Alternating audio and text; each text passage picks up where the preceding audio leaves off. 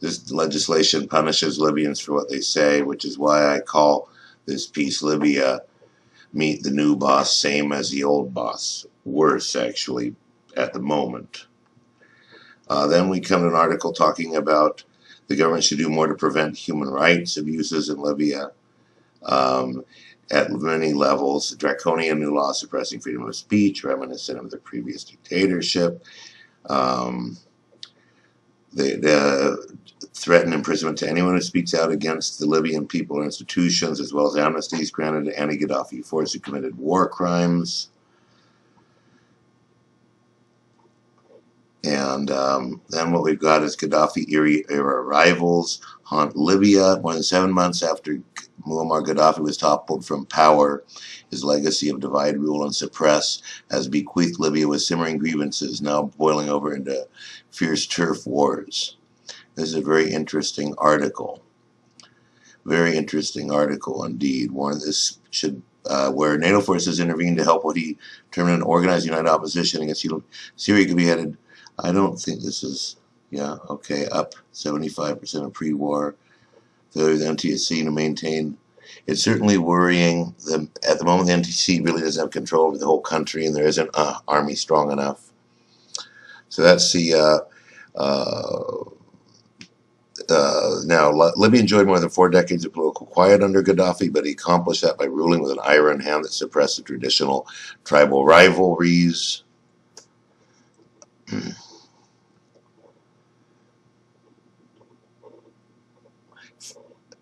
That are now breaking out the new freer, quote-unquote, atmosphere. How could it be a freer atmosphere? Well, as long as you're not pro-Gaddafi, it is. And then they talk about the desert violence in Sabu, his African first policy. And let's see here. The turf wars fought over smuggling routes. If I have a gun, you'd like to take it to me and to give me a award. If you're being paid $500 a month by the government because you were a revolutionary fighter, you become a revolutionary fighter. Dozens of Libyan shrines destroyed. This is a blowback of the war. If you study these and have any interest in comparative religion, it's a real crime. The Sufi shrines, if I'm not mistaken. Okay, then the Libyan finance minister resigned because of wastage of funds.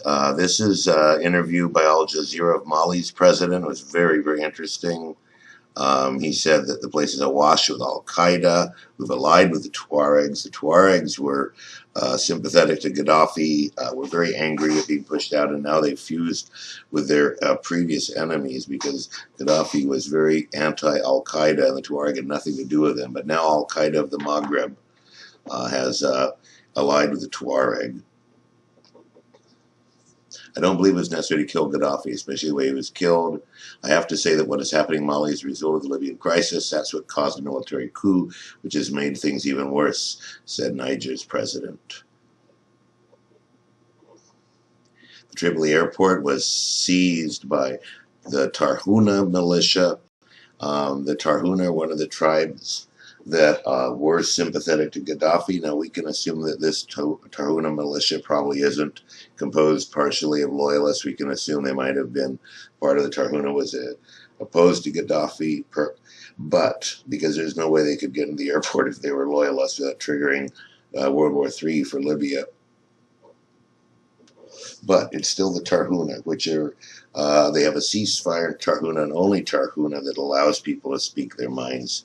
When the revolution first started to wind down, or the NATO intervention coupled with internal instability, fueling an insurgency to overthrow a sovereign state.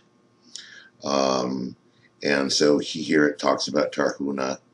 But, you know, they never put everything together. Update Tarhuna and the Tuareg make the news. Libya military court jails accused foreign mercenaries. Okay. Here we have a Libyan military court on Monday handed down long prison terms to a group of men from the Soviet Union accused of serving as mercenaries. Some of them Standing in Cajun courts, the tribunal accused, most of them middle-aged and graying, and knowledge of present when the judge called out their name. When the verdict was translated into Russian, the defense looked shocked and one clasped his hand to his mouth. Drone strike killed number 2 in Al Qaeda Libya. He was one of the members of the Libyan International Islamic Fighting Group, which is the main group, which are jihadists the U.S. has interacted with in order to overthrow Gaddafi. This is a piece showing that the original famous journalist who supposedly wove her gun around irrationally, which now in retrospect seems a mild action, but she was mocked by the national press who didn't understand when she showed that all of them are armed. Forgive me if I sound biased, I try not to. Libya election postponed over logistics problems. These logistics problems are that they've banned, they're going through and making sure no candidates of any sympathies to the previous government are allowed to run. So you're not allowed to, so this is not an election.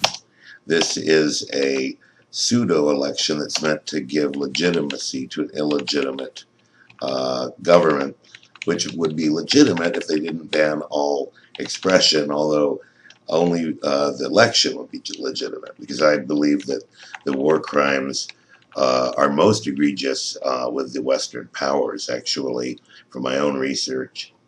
International Criminal Court sends teams to Libya after delegation detained this pretty young lady.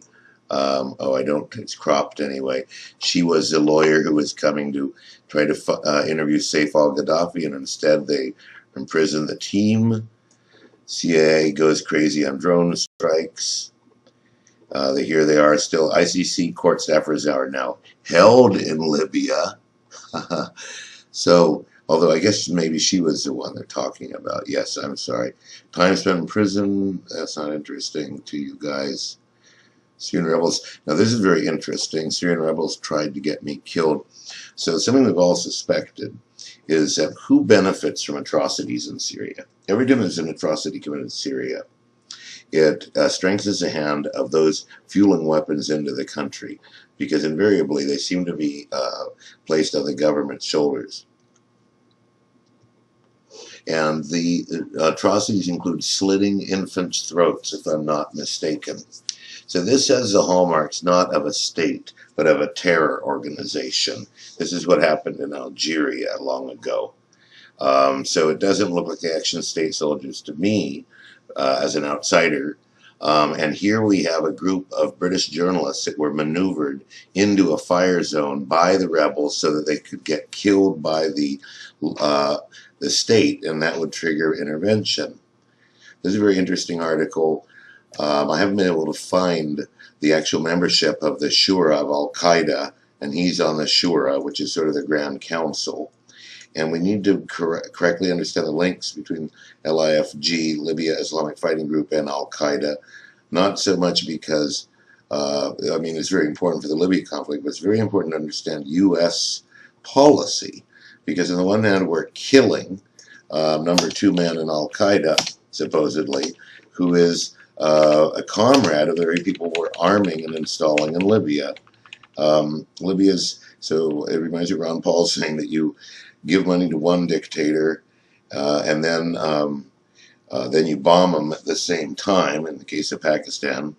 Libya's fiery revolution by the Times of Malta. And this is a picture of the Gaddafi crowds. So Libya's fiery revolution is a good article you should read.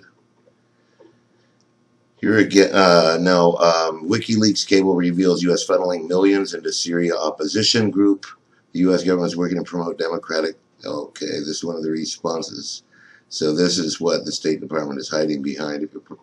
Libya's highest court hears appeal on speech law. China opposes armed intervention. Drone wars and state secrecy, how Barack Obama became a hardliner, his kill list. Leftists fear Libya-style intervention. This is where Syrians in the U.S. speak up against invasion and regime change. This is about how Noam Chomsky called Libya wrong. This is the most critical. This is what I believe is what triggered the Obama administration making such a big deal about this latest strike. Is this was very damaging, that Glenn Green accused him of murder, basically, after visiting